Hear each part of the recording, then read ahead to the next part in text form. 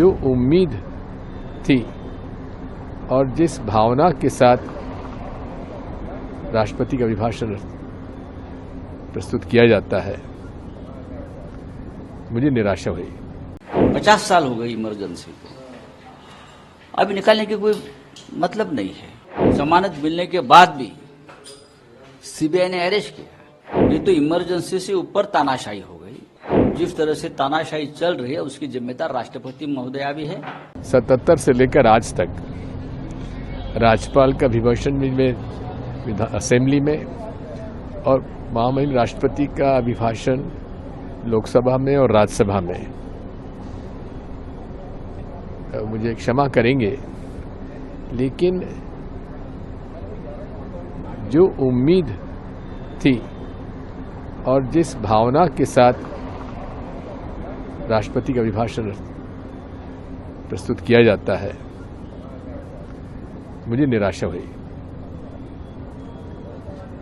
ऐसी बातें कही गई जिनका कि कोई उल्लेख करने की आवश्यकता नहीं थी। लगता है कि प्रधानमंत्री जी को जनमत का कोई असर नहीं हुआ। 50 साल पुरानी जो बातें हैं, 50 साल हो गई इमरजेंसी को, अभी निकालने की कोई मतलब नहीं है। दूसरी बात यह है, 10 साल में जो तानाशाही चलाई गई उसके ऊपर आप बात कीजिए। 50 साल पहले क्या हुआ था उसके ऊपर बात करने का कोई मतलब नहीं है। उस वक्त इमरजेंसी का ऐलान हुआ, वो राष्ट्रीय सुरक्षा का मामला था, नेशनल सिक्योरिटी खतरे में थी, इसलिए इमरजेंसी को लाना पड़ा। ये सभी को मालूम है। लोकतंत्र से उसका कोई मतलब नहीं था।